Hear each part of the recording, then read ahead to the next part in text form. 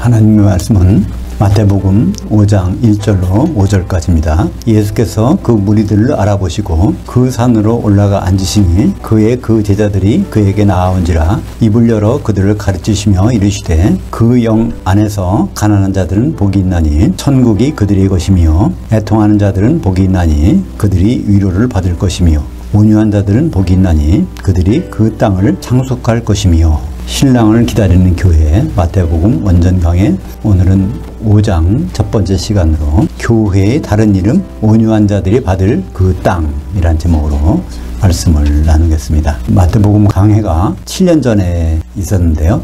1장부터 28장까지 각 장별로 28번에 거쳐서 되어 있는 동영상은 재생 목록 원다마라는 게 들어가 보시면 볼 수 있습니다. 이번에 하는 부분은 교회 또 신랑이라는 주제를 통해서 이것이 중점적으로 있는 부분을 발췌해서 집중적으로 하고 있습니다. 그래서 오늘 교회를 나타내는 말이 땅이라는 말이 나오는데요. 마태복음 5장 5절에 나오는 온유한 자가 받는 그 땅이 바로 교회라는 걸 중심으로 말씀을 나누도록 하겠습니다. 1절에 보니까 예수께서 그 무리들을 알아보시고 그 산으로 올라가 앉으시니 예수님이 본격적인 사역의 아주 첫 번째 사건입니다. 여기 산에 올라가셔서 앉으셨어요. 왜 올라가셨을까요? 그러니까 무리들이 생각은 전혀 다른 거란 말이에요. 그러니까 무리들이 잘못 생각하고 있다는 것을 아시고 무리들을 피해서 가신 거예요. 어디로? 그 산으로 올라갔어. 제자들이 사도들이 따라 올라오니까 그들을 가르치시며, 그러니까 마태복음 5장부터 7장까지는 누구에게 주신 말일까요? 사도들에게 주신 말입니다. 그래서 사도들에게 주신 말 중에는 이제 우리에게 해당하는 말도 있고 사도에게 해당하는 말도 이제 구분되죠. 그러니까 일단 일반 대중에게 주신 말이 아니라 사도에게 주신 말이고요. 여기에 그 산이라는 건 또 의미가 있습니다. 마태복음 28장에 보면요. 예수님이 죽으시고 부활하신 다음에 40일 동안 사도들과 같이 하시면서 중간에 다시 갈릴리에 가셔서 만난 적이 있단 말이에요. 갈릴리에 가셔서 제자들과 만나서 그때 어떤 명령을 주십니까? 그 유명한 지상명령. 너희는 가서 모든 민족으로 제자를 삼아 아버지와 아들과 성령의 이름으로 세례를 베풀어서 내가 가르친 모든 것을 지키도록 해서 제자 삼으라 할 때 그때도 그 장소가 어딜까요? 그 산. 마태복음 5장에 나오는 그 산입니다. 그래서 여기 보면 5장 1절에 예수께서 그 무리들을 알아보시고 그 산에 오르사, 여기 정관상 붙었어요. 아무 산이 아니야. 특별한 산. 제자들과 예수님이 만나서 팔복의 강해를 한 그 산입니다. 마태복음 28장 16절에 그 산이 나와요. 그 11 제자들이 갈릴리에 가서 예수께서 그들에게 일러주셨던 그 산에 이르러. 그러니까 가룟 유다는 이제 자살했기 때문에 12명이 있어야 되는데 한 명은 빠졌죠. 그땐 3절에 보니까 그 영 안에서 가난한 자들은 복이 있나니. 우리나라 번역에는 어떻게 됐을까요? 심령이 가난하다고 돼 있어. 그러니까 우리 마음이 가난하다 이렇게 돼 있으니까 원전의 의미와는 틀립니다. 원전에 보면은 그 영이라고 돼 있어요. 그 영. 그 영이 무엇일까요? 성경에서 앞에 나오는 그 영을 보면 알 수 있어요. 그죠? 그 영이라는 단어가 마태복음에서 처음으로 나오는 것이 마태복음 3장 16절입니다. 예수께서 세례를 받으시고 곧 물에서 올라오실새 그 하늘들이 그에게 열리고 하나님의 그 영이 비둘기같이 내려 자기 위에 임하심을 보시더니.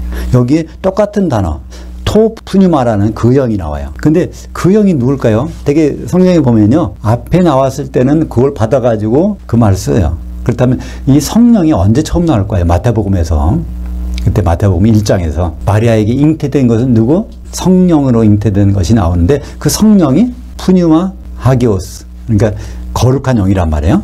그래서 그게 한번 나왔기 때문에 그다음부터 하기오스라는 말을 빼고 그냥 그 영 하면 이건 알아서 그 영 안에서 가난한 자라는 건 뭘까요? 그거를 추구하는 자예요. 다른 거 아무리 세상에 많은 거 있어도 그 영을 추구하고 있는 자, 그 자들이 복이 있나니 천국이 그들의 것이며. 여기에 천국은 하늘들의 왕국. 마태복음 12장 28절에 보면 어떤 말씀이 있죠? 예수님께 성령이 임해서 그때부터 하나님 나라 천국이 시작됐다고 그랬죠? 그 하나님 나라가 시작된 증거가 예수님이 성령을 받아서 그 다음부터 행하실 때, 그것이 하나님 나라가 천국인데 하나님 나라에서 하시는 일은 뭘까요? 결국은 사람이 성령을 준비하게 하는 거예요. 그러니까 천국 시대가 끝나면, 천국은 누가 통치합니까? 하나님 아버지가 통치하는데, 천국 시대가 끝나면 아들의 나라, 천년왕국이 오는데 천국에서 아들의 나라를 위해서 준비할 게 뭘까요? 하나밖에 없어요. 성령밖에 없어. 기름 준비하는 것밖에 없어요. 기름 준비는 어디서 하느냐면 천국에서 준비해야 되지 다른 것은 준비할 수 없어요. 천년왕국에서 그거는 이미 때가 지난 거야. 우리에게 가장 큰 복이 성령에 갈급해하는 거, 내 성령을 사모하는 거, 그거라는 것을 알 수 있습니다. 여기에 복이라는 단어가 마카리오스라는 단어가 나오는데 복수는 마카리오이. 마카리오스라는 것은 구약에서 어디 나올까요? 시편에 나오는 거예요. 복 있는 자는 시편 1절에. 근데 거기서는 아슈레이라는 말이 나옵니다. 아슈레이. 아슈레이라는 말은요, 둘 사이에 장애물이 없다는 뜻이에요. 그 아슈레이는 히브리어고 헬라어는 마카리오스입니다. 복수는 마카리오이.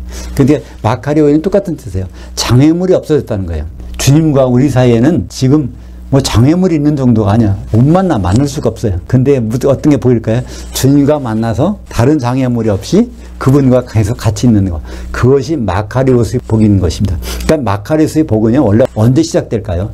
예수님과 공중에서 만나서 기름 준비하고 있는 사람이 마카리오스 복을 받는 거예요. 그죠? 기름 준비 못하면 거기서 신부실에서 쫓겨나는 일이 벌어지면 그때는 마카리오스 복이 아니죠. 5장을 다른 말로 뭐로 유명하죠? 팔복이라고 나와. 팔복. 마카리오스 복이 있나니 복이 있나니 복이 있나니. 이 팔복이 결국은 뭐를 말씀하는 거예요? 예수님과 만나서 이제 천년 동안 헤어지지 않는 거예요. 그 사이에 장애물이 없는 거예요. 그게 마카리오스. 마태복음 4장 1절에 그때 예수께서 그 영에게 이끌려 마귀에게 시험을 받으러 광야로 가니라. 여기도 우리말 번역은 성령이라고 번역했어요. 근데 맞긴 맞아요. 성령인 성령인데 원전에 보면 성령이 아니라 그 영이라고 해놨단 말이야. 그래서 3장 16절 마태복음 4장 1절에 그 영을, 똑같은 그 영을 마태복음 5장에도 씁니다. 어디 나오죠? 그게 5장 3절에 그 영에서 가난한 자들은 복이 있나니. 그러니까 성령을 사모하고 있는 자들, 성령을 다른 건 몰라도 그것을 사모하고 있는 자들은 복이 있나니 천국이 그들의 것이며. 결국 마카리오스의 복이 언제 실현되는지는 요한계시록 20장 6절 볼까요? 이 첫째 부활에 참여하는 자들은 복이 있고 거룩하도다. 이게 무슨 말이죠? 이 첫째 부활은 어떤 부활일까요? 부활의 순서는 첫째 부활은 누구죠? 예수님이 첫째 부활자이십니다. 어디 나올까요? 고린도전서 15장 23절에 보면 부활의 첫 열매는 예수 그리스도요. 두 번째는 예수 그리스도 강림하실 때 그에게 속한 자들. 그러니까 기독교인들이요. 근데 요한계시록 20장 6절에 여기 첫째 부활은 그 예수님이 아니잖아요. 그러니까 순서가 아니라는 걸 알 수 있어. 질적인 걸 나타냅니다. 부활의 질이 가장 좋은 거, 부활의 질이 가장 좋은 것은 부활해가지고 다시 지옥에 던져지면 이거는 좋은 부활이 아닌 것이죠. 그래서 부활해서 마카리오스의 복을 누리는 사람이 이게 으뜸 부활, 첫째 부활인 것이 바로 요한계시록 20장 6절에 나오는 것입니다. 그러니까 이것을 사도 바울은 빌립보서 3장 9절에서 뭐라고 합니까? 특급 부활. 어쩌든 내가 특급 부활에 이르려 한다. 그래서 너도 나를 본받는 자가 되라. 그러니까 다 특급 부활에 갔으면 좋겠다. 왜냐하면 부활은 기독교에는 다 합니다. 그죠? 다 공중에서 만나요. 왜 만날까요? 심판 받으러 만나는 겁니다. 근데 심판에서 떨어지면 다시 지옥에 가니까 그건 좋은 부활이 아닙니다. 특급 부활이 아니에요. 특급 부활이 아닌 자들이 어디 나올까요? 요한계시록 20장 5절에 나옵니다. 그 나머지 죽은 자들은 천년 동안 다시 살지 못하며. 그러니까 부활했다가 공중에 올라가서 다시 죽어 있어. 어디가 죽어 있을까요? 그 바다에 죽어 있어요. 그러니까 그 바다에 죽어 있는지는 어떻게 알죠? 요한계시록 20장 13절에 그 바다가 죽은 자들을 내어주면, 이게 바로 부활했다가 다시 지옥에 들어가서 죽은 자들이란 말이에요. 이것은 첫째 부활이 아닙니다. 그죠? 그래서 마태복음 20장 6절에 이 첫째 부활에 참여하는 자들은 복이 있고 거룩하도다. 그게 마카리오스의 복이라는 거예요. 그러니까 예수님과 만나서 계속 끝까지 가는 복이 마카리오스의 복. 그게 오늘 마태복음 5장에 나오는 팔복에서 나오는 복입니다. 마카리오스의 복은 세상에서는 맛볼 수 없는 복이에요. 그러나 우리는 믿음으로 그 복을 누릴 수가 있습니다. 4절 애통하는 자는 복이 있나니 그들이 위로를 받을 것이며, 그다음 5절 온유한 자는 복이 있나니 그들이 그 땅을 상속할 것이며, 여기에 그 땅이 나옵니다. 이 온유한 자라는 단어가야 프라위스라는 것이 있습니다. 성경에 온유한 자는 두 종류예요. 온유한 것이 친절한 것, 그것도 온유하다고 합니다. 사랑은 온유하고 오래 참고, 그때는 친절한 거예요. 그걸 온유라고 번역했어요. 근데 마태복음에 나오는 이 온유한 것은요, 친절한 것이 아닙니다. 이 온유의 대명사가 누굴까요? 성경에 모세, 민수기 12장 3절에 보면 이 지면에서 온유함이 모세가 최고라는 거예요. 그 모세가 그렇게 친절합니까? 사근사근하고 그렇게 그런 사람입니까? 그게 아니잖아요. 모세는 그냥 자기 분에 못 이겨서 결국 살인도 하고요. 애굽 사람 죽였잖아요. 그죠? 그리고 또 백성들이 너무 짜증내니까 그냥 반석에서 말을 하라고 그러는데 말을 안 하고 탕탕 치면서 참을 수가 없어. 이렇게 감정을 이렇게 잘 헤아릴 수 없는 자였어요. 근데 모세의 특징은 뭘까요? 하나님 말씀이 길들여져 있어. 계속 길들여져 있어. 그러니까 이때 온유하다는 뜻은 프라위스, 야생마를 길들여지는 것을 뜻합니다. 그러니까 모세가 어떻게 했습니까? 결국 40년 동안 광야에 가서 완전히 길들여진 다음에 그 다음번에 모세를 쓰십니다. 그럼에도 불구하고 바위 탕탕 치고 그러잖아요. 그러니까 성격이 아니라 누구에게 길들여졌느냐 그걸 나타낼 때 온유라고 하는데 사실 지금에서 온유한 사람이 누굴까요? 하나님 말씀에 길들여진 자. 우리가 바로 온유한 사람이 돼야 그 땅을 기업으로 받게 된다는 것입니다. 그러니까 한마디로 지금은 온유하다는 사람이 뭐죠? 예수님을 향하여 믿는 자가 바로 온유한 사람들입니다. 그분의 지금 모습이 아니라 과거, 지금, 미래의 모습까지를 다 믿음으로 받아들이는 자. 그렇게 받아들이는 자는 결국은 뭘 하게 될까요? 열심히 혼인 준비를 하는 거예요. 그분이 앞으로 오실 때 혼인하실 거니까. 요한계시록 1장 5절 볼까요? 또 믿음의 증인으로 죽은 자들 가운데서 맏아들이시고 그 땅의 왕들의 머리가 되신 예수 그리스도. 그러니까 상속받는 것, 모든 것이 없어지지만 하나님께 상속받는 것이 있는데 그게 땅이라는 거예요. 근데 그 땅이 뭔가 했더니 예수님이 바로 그 땅의 머리가 되신다는 겁니다. 그러면 그 땅이 머리가 되는 것이 뭐가 있을까요? 골로새서 1장 18절 예수 그리스도는 그 몸인 교회의 그 머리시라. 그가 근본이시여 죽은 자들 가운데서 맏아들이시니. 그러니까 성경에서 많은 부분이 특별히 요한계시록에서는 땅이 교회라는 것을 생각하지 못하면 요한계시록이 풀리질 않습니다. 예를 들어서 요한계시 16장에 보면 그렇잖아요. 7 대접의 재앙, 그리스도 심판대에 심판하시는데 7 대접의 재앙을 땅에 쏟는다고 돼 있어요. 근데 그걸 그냥 물고 지상에 7 대접의 재앙이 있나 봐. 지상에 그런 어려움이 있을 거야. 이렇게 생각하는데 그게 아닙니다. 요한계시 16장 17절에 보면 7번째 대접을 어디다 쏟아요? 공중에 쏟아요. 그러니까 그 말씀은 종합해 보면 땅을 공중에다 올려놓고 7개를 쏟는 것입니다. 그러니까 이 땅은 뭘까요? 예수님과 만나는 땅, 7교회죠. 그죠? 요한계시록 1장 13절에 나오잖아요. 7교회 한가운데 인자 같은 분이 서 있으니까 예수님을 공중에서 만나는 그 사람들은 교회라는 걸 알 수 있죠. 7교회.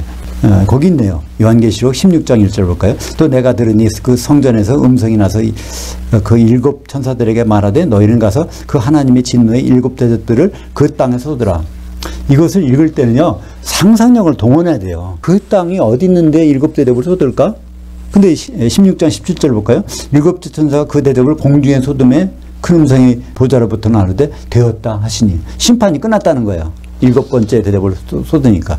그러니까 땅을 공중에다 올려놓고 7개의 대접을 쏟는 거예요. 심판이 그렇게 다양하다는 것을 설명하고 있죠. 그죠? 그래서 이것을 연결해서 우리는 스가랴서를 다시 볼 수 있습니다. 스가랴서 14장 4절 그날에 그의 발이 예루살렘 앞 곧 동쪽 감람산에 서실 것이요 감람산은 그 한가운데가 동서로 갈라져 매우 큰 골짜기가 되어서 산 절반은 북으로 산 절반은 남으로 옮기고. 감람산이 갈라진다는 건 뭘까요? 심판하시는 거예요. 땅을 심판할 때 요한계시록은 뭘 쓰죠? 표현을 지진, 큰 지진이 나서 땅이 갈라지는 거예요. 땅이 교회입니다. 그러니까 교회를 심판하시는데 지상에 내려와서 심판하는 것이 아니라 교회를 공중에다 올려놓고 심판하신 장면이 바로 스가랴서 14장 4절인데 거기에 감람산이 바로 교회들, 감람나무는 교회, 감람류는 성도들. 6절, 7절, 8절, 9절까지 읽겠습니다. 의에 줄이고 무모하는 자들은 복이 나니 그들이 배부를 것이며 긍휼히 여기는 자들은 복이 나니 그들이 긍휼히 여김을 받을 것이며 그 마음이 청결한 자들은 복이 나니 그들이 그 하나님을 볼 것이며. 여기서 한번 하나님을 본다고 그러는데 이게 무슨 말일까요? 사실 하나님을 볼 수 있는 것이 어떻게 볼까요? 하나님 아버지는 본 사람이 없어요. 본 사람이 있다면 그건 거짓말이야. 보이지 않는 하나님이니까. 예수님은 보이지 않는 하나님의 형상이라는 거예요. 근데 하나님을 볼 수 있는 방법이 있어요. 빌립이 그랬잖아요. 예수님 보고 하나님을 보여주옵소서 그랬어요. 근데 내가 나를 오랫동안 있었는데 왜 나를 보고서 하나님 못 봤다고 그러냐. 나를 본 자가 바로 하나님 본 거야. 내가 하나님의 형상이야. 예수 그랬잖아요. 그러니까 우리는 하나님을 볼 것입니다. 언제 봐요? 재림 때. 예수님 보면 그게 하나님 본 거예요. 하나님의 형상은요, 따로 나타나지 않아요. 요한계시록에서 뭐가 나와요? 보좌는 있는데 하나님의 모습은 안 보여. 거기가 그냥 어린 양이 앉아 있는 거예요. 그죠? 9절 보겠습니다. 화평케 하는 자는 복이 있나니 그들이 하나님의 아들들이라 일컬음을 받을 것이며. 그 화평케 한다는 뜻이 뭘까요? 그건 에이레노 포이오스. 그러니까 에이레네는 하나가 되는 것. 포이에오는 만드는 거예요. 하나가 되도록 만드는 사람들은 복이 있어요. 누굴 통해서 하나가 될까요? 하나가 되게 하시는 분은 딱 한 분밖에 없습니다. 이분이 없다면 절대로 하나가 될 수 없어. 에베소서 4장 3절 평안의 맨줄로 성령이 하나 되게 하시는 것을 힘써 지키라. 그러니까 성령 충만한 사람은 무슨 일을 할 수 있어요? 화평케 할 수 있어. 그러니까 성령 충만하지 못하다면 화평케 하는 일은 불가능해요. 결국은 이 말씀을 통해서 뭘 할 수 있을까요? 예수님 만나서 거기에서 복이 있으려면 성령으로 충만해야 화평케 하는 자가 돼서 예수님 만날 수 있다는 것을 말씀하고 있는 것입니다. 10절 의를 위하여 박해를 받은 자는 복이 있나니 천국이 그들이 것임이라. 마태복음 5장 3절에도 그 영 안에서 가난한 자는 복이 있나니 천국이 그들이 것이며, 또 10절에도 의를 위하여 박해를 받는 자들은 복이 있나니 천국이 그들이 것임이라. 그러니까 천국은 미래에 가는 것이 아니라 천국의 입장에서 여기 있어야 된다는 거예요. 천국의 입장에서 뭘 준비해요? 다른 건 필요 없어. 그러니까 영만 있으면 성령으로 충만한 것. 그걸 준비하는 기간이 천국 생활하는 기간인 것을 알 수 있습니다. 마태복음은요, 5장에서 10절까지와 11절부터는 거의 분기점입니다. 10절까지는 사실 우리 성도들에게 주신 말씀이에요. 그 영의 안에서 가난한 자 쪽에서 의를 위해서 박해를 받은 자, 이것이 그들이라고 돼 있어. 그들은 누굴까요? 지금 예수님은 사도들에게 말씀하고 있어. 그럼 그들이라는 것은 사도들의 말을 듣고 이제 예수를 향하여 믿게 되는 그들을 얘기하는 거예요. 성도들을 얘기하는 거예요. 그때까지 10절까지는 성도들에게 주신 말씀입니다. 11절은 달라져요. 볼까요? 11절 같이 보죠. 나로 말미암아 너희를 욕하고 박해하고 거짓으로 너희를 거슬려 모든 악한 말을 할 때는 너희에게 복이 있나니. 여기는 마카리오스예요. 마카리오이. 이것까지 합하면 구복이야. 팔복이 아니라 구복이에요. 마태복음. 근데 왜 팔복이라고 할까요? 성도들에게 주신 말씀은 팔복이고, 요 9번째 요거 나온 것은 성도가 아니라 사도들에게 주신 말씀입니다. 그래서 여기는 나로 말미암아 너희를 욕하고, 너희라는 말이 나와요. 그들이 아니야. 너희. 그러니까 사도들은 바로 예수님의 분신으로 예수님의 심정을 우리에게 소개해주고 있는 사람들입니다. 기뻐하고 크게 즐거워하라. 그 하늘들에서 너희의 그 상이 큼이라. 전에 너희 있던 선지자들도 그같이 박해하였느니라. 여기 나온 기뻐하고 크게 즐거워하는, 이거는 언제 하는 걸까요? 장막절에 어린 양의 혼인에는 바로 이 똑같은 단어가 나와. 그러니까 이게 어디서? 이 세상에서 그런 게 아니에요. 어디에서? 공중에서, 하늘들에서, 거기에서 벌어지. 그러니까 그때 어린 양이 혼인이 벌어질 때 상 받는 사람 누굴까요? 사도도 중매쟁이가 중매자를 했다고 요즘에는 모르겠는데 그전에 보면 그래요. 그죠? 중매자라면요, 양보고 한 벌, 뭐가 생긴다고 그래요. 하여튼 예수님은 그걸 보증해서 중매자 잘하면은 그 하늘들에 가서 상이 있을 거야. 공중에 올라가면 거기 상이 있어. 그런 뜻이죠. 13절 보겠습니다. 너희는, 여기도 계속해서 사도들에게 말씀하시는 거예요. 그들이 아니니까. 너희는 그 땅의 소금이니 그 소금이 만일 맛을 잃으면 무엇으로 짜게 되리요? 후에는 아무 쓸데없어 다만 밖에 버려져 사람에게 밟힐 뿐이니라. 사도들이 어떤 역할을 줬어요? 소금의 역할을 줬어요. 어디에? 그 땅. 그 땅이 뭐죠? 온유한 자들이 받을 기업, 교회. 그러니까 교회에서 사도들의 말씀을 통해서 이게 하나가 될 수 있는 거예요. 사도들이 기초석 위에 세워져야 교회니까. 사도의 말이 아닌 경우는 소금이 아니니까 이게 뭉쳐질 수가 없단 말이에요. 소금은 하나님께 드리는 소재물에 반드시 뭉쳐지도록 거기에 기름만으로는 부족해. 소금을 들어가면 단단하게 뭉쳐져. 그러니까 라면 국물을 많이 먹으면 좋지 않다는 말씀이 바로 라면은 발이 가늘잖아요. 밀가루를 발이 가늘게 이렇게 만들려면 거기에 소금을 많이 집어넣어야 그게 된다는 거야. 그게 접착이 잘 돼서. 레위기 2장 13절에 내 모든 소재물에 소금을 치라. 내 하나님의 언약의 소금을 내 소재에서 빼지 못할지니. 그러니까 하나님의 떡은요, 잘 뭉쳐져야 돼. 이게 그냥 흩어지면 안 돼. 그 소재가 예수님 몸이고 바로 교회고, 이제 우리가 그 소재가 될 때 그 혼인까지 갈 수 있는 거죠. 마가복음 9장 50절 소금이 무슨 역할을 하는지 너희 속에 소금을 두고 서로 화목하라 하시니라. 그러니까 우리에게는 소금이 있어야 그게 응집력이 있어서 그 몸을 이룰 수 있는 것입니다. 사도들은 소금이라고 그렇게 말씀하시는데 아주 직접적으로 그 말이 나오는 게 있어요. 고린도후서 11장 2절. 내가 고린도후서 첫 번째 보면 그러잖아요. 사도인 바울이 편지 쓴 내용인데 내가 너희 성도들 교회를 정결한 한 처너로 한 남편인 그 그리스도께 드리려고 중매했음이로다. 사도들의 역할은 가장 큰 역할은 중매쟁입니다. 그리고 마지막 역할은 성도들이 기름짐에 잘했는지 못했는지 보는 그리스도 심판대 심판관들. 14절 보겠습니다. 너희는 그 세상의 빛이라 산외에 있는 동네가 숨겨지지 못할 것이요. 여기도 계속 너희예요. 사도들은 뭘 비춰요? 동네를 비춰주기. 그러니까 교회를 교회답게 하는 것이 누가 사도들의 기초석 위에 교회가 교회답게 된다는 것입니다. 이 동네라는 말은요, 폴리스예요. 폴리스는 동네, 도시, 폴리스라고 합니다. 사람들이 모여 사는 곳. 그것이 다 폴리스예요. 폴리스가 이제 우리말 번역에서는 성읍, 동네, 이게 바로 예루살렘 성도 이게 폴리스입니다. 큰 성 바벨론도 폴리스예요. 그래서 폴리스는 결국 교회를 나타냅니다. 교회. 에베소서 2장 20절. 너희는 그 사도들 곧 선지자들의 기초석에 세우심을 입은 자들이라. 그러니까 교회가 제대로 빛을 발하려면 어디에 서야 될까요? 사도들의 기초석에 서야 교회가 교회다워집니다. 그러니까 정말 성도라면 사도들의 말을 작은 부분까지라도 세밀히 봐야 성도다운 성도가 되는 것이죠. 히브리서 11장 10절. 이는 그가 아브라함이 그 하나님이 계획하시고 지으실 그 기초석들이 있는 그 성을 바랐습니다. 아브라함이 일평생 바라고 있던 것은 무엇이죠? 그 성이에요. 마태복음에 나오는 그 동네가 아브라함이 바라던 그 성이에요. 근데 그 성이 바로 어떤 성일까요? 기초석이 12개가 있는 그 성을 아브라함은 들어가고 싶다는 거예요. 뭐로? 하나님의 백성으로.